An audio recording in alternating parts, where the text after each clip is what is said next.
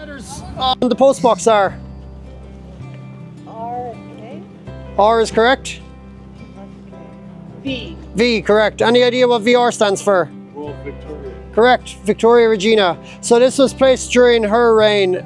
So she died in 1901, that makes it old.